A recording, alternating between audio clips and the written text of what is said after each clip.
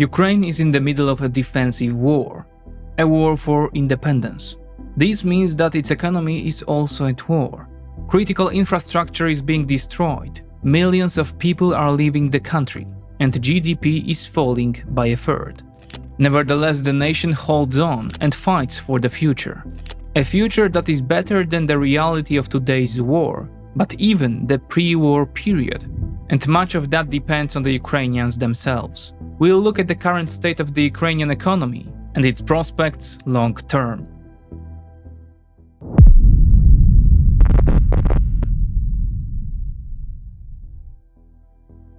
What can be the financial health of a country waging a defensive war on its territory against a country whose economy, in the year the war began, was almost 10 times larger than that of the invaded country? This is a rhetorical question. At moments when the fate of the state is at stake, as it is now for Kyiv, the economy takes a back seat. Nevertheless, it remains the foundation of the functioning of the state. After all, if soldiers do not receive their salaries, pensioners do not receive their pensions, or the public sector does not receive payments from the state, no matter how small, the question may arise, is it all worth it? With the majority of the population still not directly involved in the war, maintaining a functioning economy is a vital task for a country in conflict, and it is an extremely difficult task. Ukraine's gross domestic product shrunk by around 30% last year, according to various estimates. Unemployment rose by 20 percentage points, while inflation was close to 27%. According to the World Bank, the proportion of the population living below the poverty line rose from 18% to 60% in 1 year. Then there are the material and infrastructural losses. These are estimated at $140 billion, while the cost of reconstruction, according to the World Bank, is a staggering $410 billion. This is twice Ukraine's pre-war GDP. But the greatest loss remains the loss of people. The flower of the nation, overwhelmingly male, bleeds at the front. Millions fled the war-torn country as soon as it broke out. The Ukrainian Ministry of Economy estimates that 6.2 million of Ukraine's pre-war citizens are outside of its borders. Ukraine loses around $2 billion a month from this fact alone, estimates Serhiy Marchenko, Minister of Economy.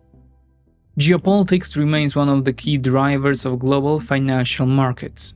You can put your knowledge of the current international situation to good use, for example by investing in the shares of selected listed companies. You will do this through XTB, which is also my personal place to invest. Do you think AI will revolutionize the global economy? Or does the growing number of electric cars convince you that the future belongs to electric motors? Nvidia, Microsoft or Tesla are brands that are at the forefront of these economic trends. You can buy shares in these and thousands of other companies on the XTB investment platform. In fact, the variety of instruments, the well-established market position and the lack of commissions when investing in shares and ETFs are the reasons why I personally invest with XTB. In addition to a wide range of financial instruments, XTB offers a vast catalog of educational recordings with experts worldwide. These materials will allow you to gain or expand your investment knowledge, regardless of your age or preferred market. Plus, you can test your newly acquired knowledge with a risk-free demo account. By subscribing to XTB using the link in the description, you are supporting the development of our channel. The demographic collapse of the country is even more devastating than the infrastructural and economic destruction. Before the invasion, Ukraine's population was estimated at around 41 million. Today, excluding migrants and people under Russian occupation, that figure may be 7 to 13 million lower. Demographer Ella Libanova estimates Ukraine's current population at between 28 and 34 million.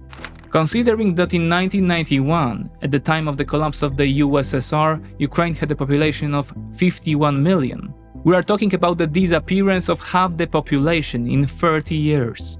But let's leave aside the demographic aspect for a moment. We'll come back to it later.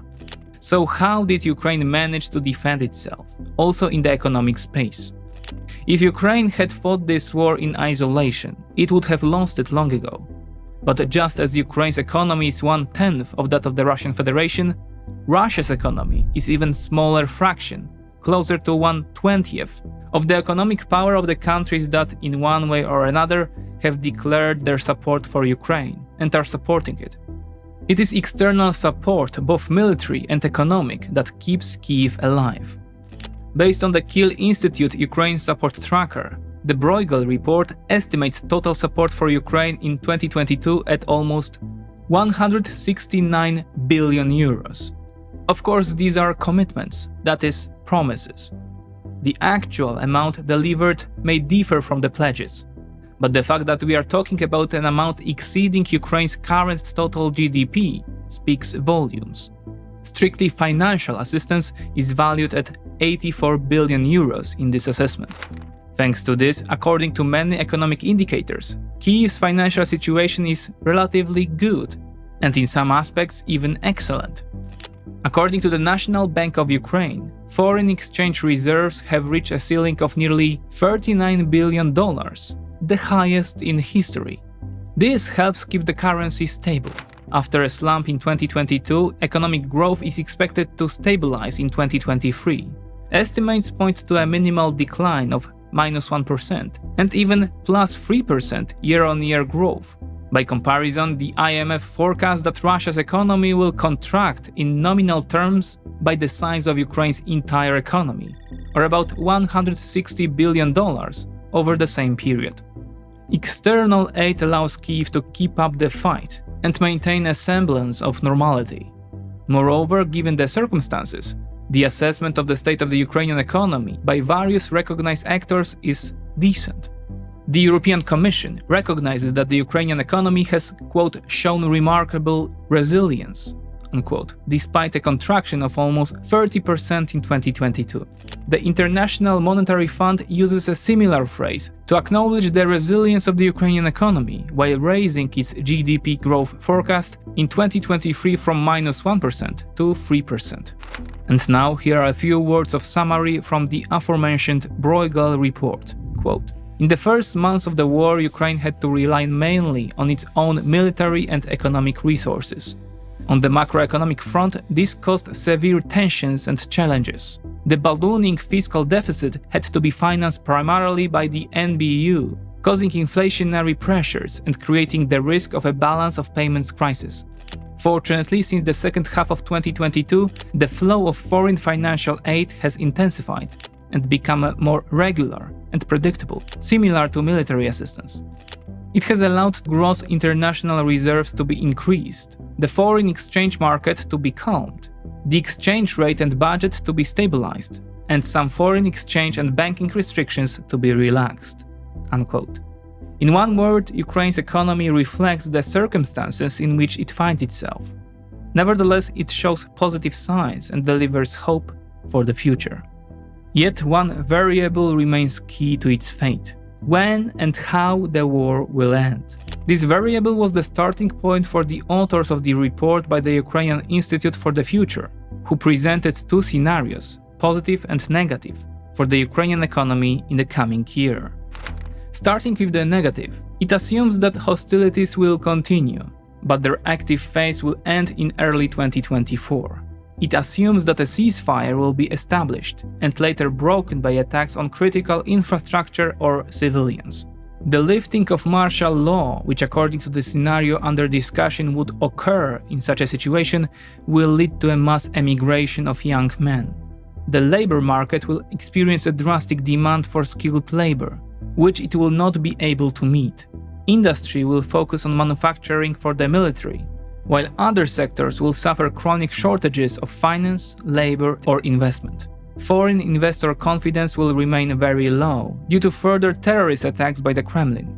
On the other hand, if there is no territorial change, Ukraine will remain severely cut off from the sea, and maritime transport will remain very expensive and risky due to mined ports.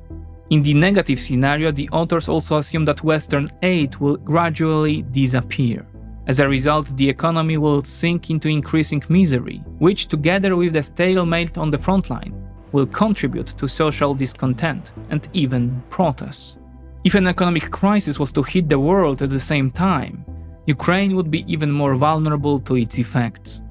The positive scenario, on the other hand, involves the liberation of the occupied territories. Naturally, this would lead to the recovery of lost growth in these areas and the development of maritime export opportunities. The scenario assumes that significant foreign financial assistance would continue to be provided, more than $30 billion per year. Significant investment related to the Ukraine's reconstruction project would also contribute to growth. This in turn would create hundreds of thousands of jobs and encourage the return of millions of migrants. In this scenario, the economy would grow at a rate of up to 10 to 15% of GDP per year, quickly closing the post-war gap.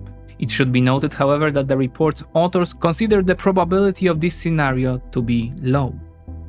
Assuming all this, however, it is essential to take a few steps back and look at the issue from a broader perspective.